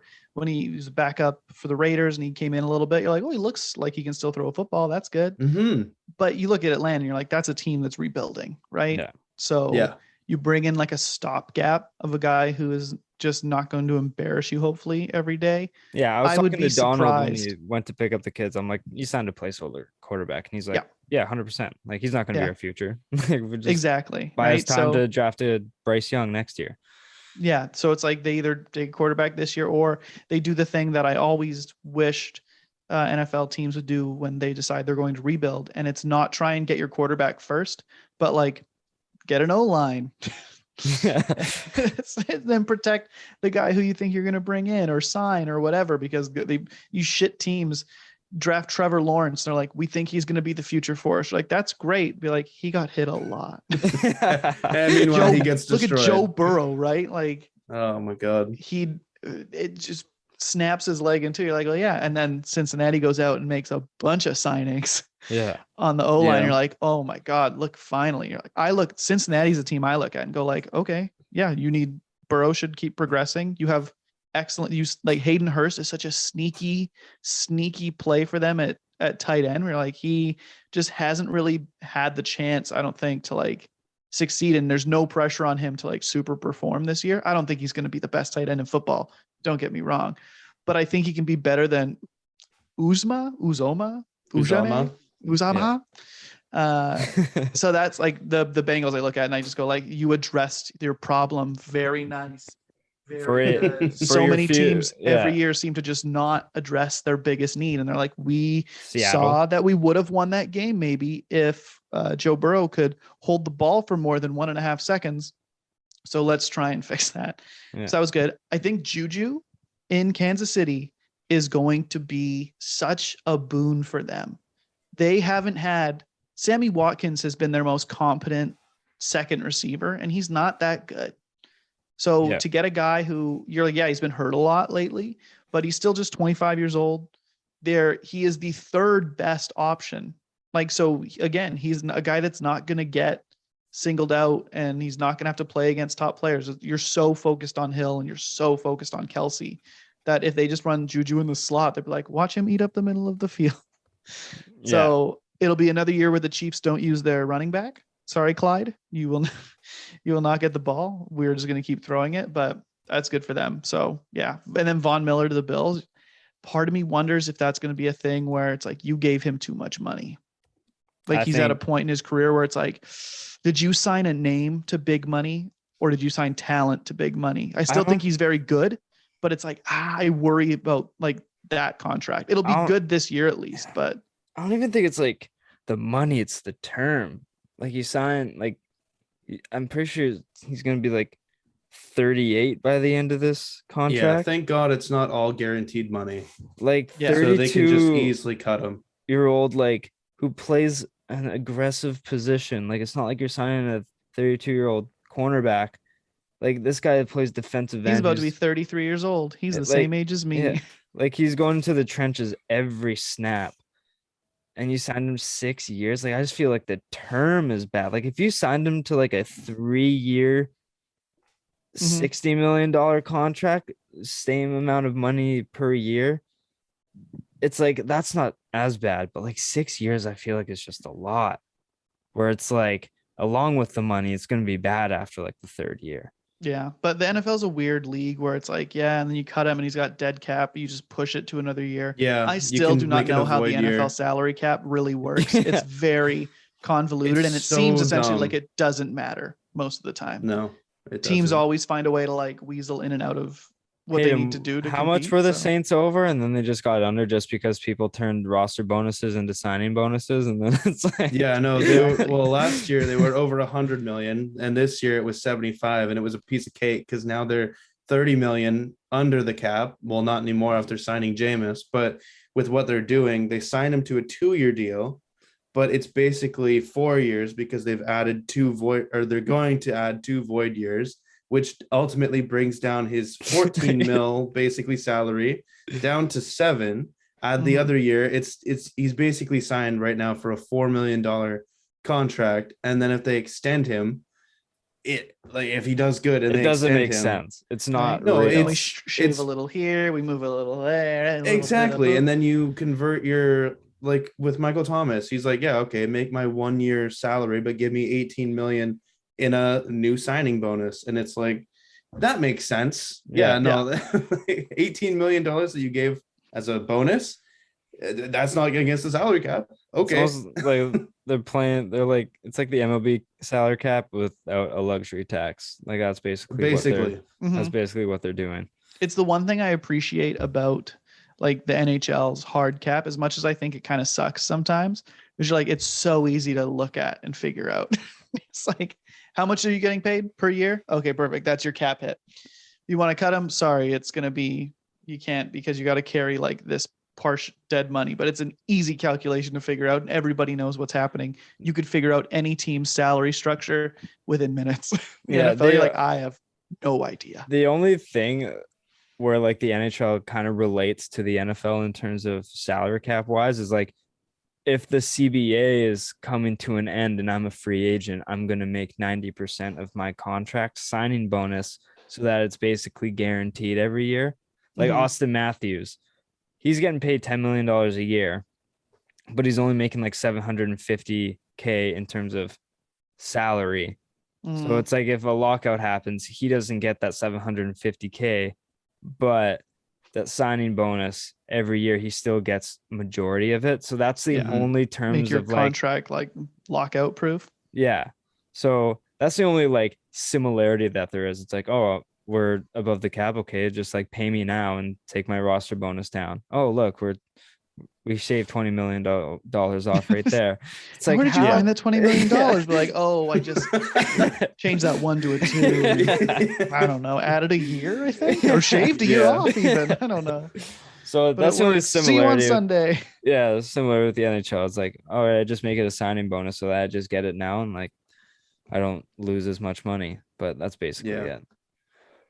But yeah, I like the Allen Robinson one was interesting because I guess they're just they don't want to run the risk with Robert Woods coming off an ACL. Do you think and that they is? probably don't plan to re-sign Beckham either. Yeah, so I don't think Beckham's going back, so I get it.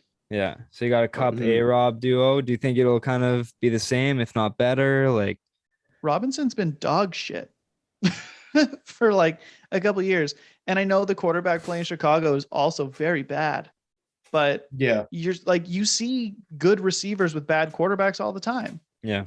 Right. And they still find a way to like kind of at least sort of produce. Allen Robinson has been straight up bad for a few years. So this is the last chance. If he doesn't come out, because he's going to be the number 2 receiver there, he's going to be the number 1 guy on the outside. If he can't come out, Stafford is still a very good quarterback. Cooper Kupp is one of the apparently best receivers in football. So if this guy can't put up close to like 1,000 yards this year, then is just like, he's just washed, right? Like he has this one season to be very good. Otherwise it's never been anyone's fault but his, because he's been fucking terrible for the Bears. And I've loved every second of it. Yeah. Cause when you look at wide receivers, I think one of the few receivers where you can look at and be like, hey, no, this guy is truly like, we know his talent is DeAndre Hopkins, is because if you look over in Houston, he had a few years of Deshaun Watson, and then who else did he have? Osweiler, Schaub, some other peasants, and he was still putting up numbers. So it's like, okay, no, this guy is good because he's making these shit quarterbacks like look amazing because he's just unbelievable. So yeah, this is like you said, Corey, is like there's been receivers who have put up numbers with dog shit quarterbacks. So yeah, I think he's on his kind of last straw here before he kind of goes down to wide receiver 3 status and then like PTOs and shit. I really hope that Robert Woods has a great Allen Robinson sucks, because he's just so funny. You're just like, well, there you go, dum-dums. Yeah, shouldn't have just shipped that guy out for nothing. Like, unless like you really think the injury wasn't gonna heal.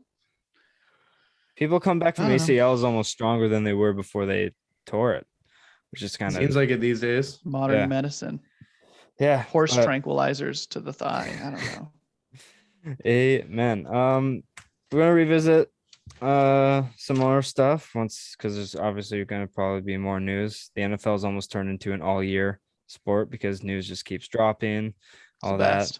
The playoffs are coming up pretty soon in the NHL. We're on the last dash here, so it's exciting times. What teams are going to make it? What teams aren't? Cory, Haydn, before we leave, who do you think won the NHL trade deadline? I'm going to go with the Avalanche. The Avalanche. Josh Manson and Arturi Lehkonen are going to be very big pieces for them on their run. Yeah, it's hard not to agree with Cory there. Considering, Colorado looks like they're probably the best position. Yeah, they're in the best position right now. It's pretty easy to say that they have won trade deadline. They've pretty much almost won this year. Yeah, and I also want to give a shout out to the Habs because I think they just did good and realizing like, hey, let's just ship these guys out and get some capital because we're not really good right now. So yeah, Chirot got good stuff for him. Sherratt. Yeah, Lehkonen, you got a good haul for him. Solid.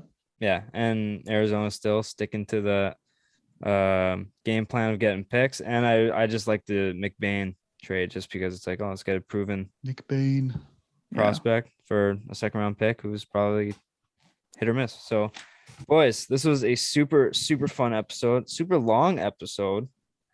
It's because it's one of the best weeks in sports. We are in the spring equinox of the best time for sports. In the fall, you get like playoffs, the beginning of the seasons. You got the NFL starting, NHL's on full swing, all that. It's great. You have a chunk where it's like all the best sports are on at the same time.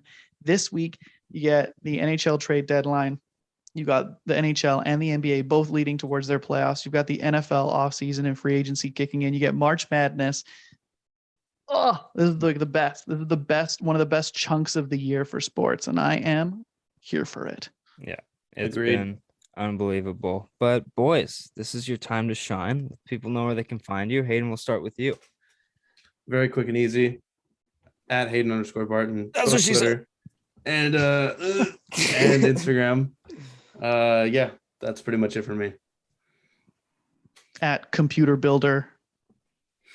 No, that's not me. .com. That's not me. I'm just the buyer of the parts. Yeah, I'm a humble man.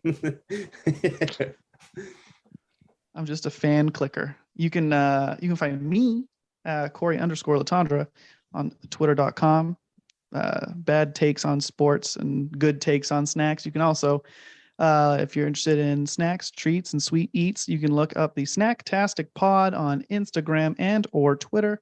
That's where you'll find me and Mr. Carey Brett throwing down the gauntlet on which snacks are best. The episode came out today, was a build your best.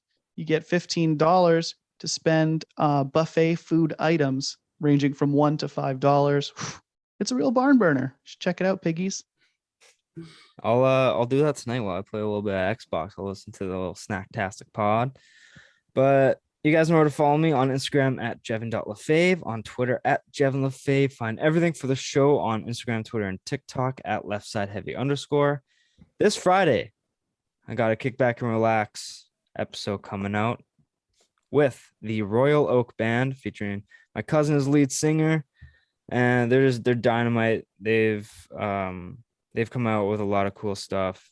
Great tune. So Royal Oak, check them out. They're coming on Friday. Basically just talk about how they started, what they're up to. They went on tour across Canada, so we're going to talk about that, and just, we're going to kick back and relax and just have a nice chat about some fun things.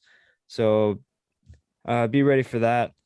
And if you're listening to this and you want to watch it and see our faces, head over to YouTube. And if this YouTube video is nice to me, it'll upload on time. But if not, I'll get it up as soon as I can. But YouTube, Left Side Heavy, be sure to subscribe, like, comment, and ring the bell so you never miss an upload. But boys, thank you again for coming on. I will probably have you on pretty soon, because that just always seems to happen. You guys are thebomb.com. And that's episode 89. We'll see you guys on Friday. Peace.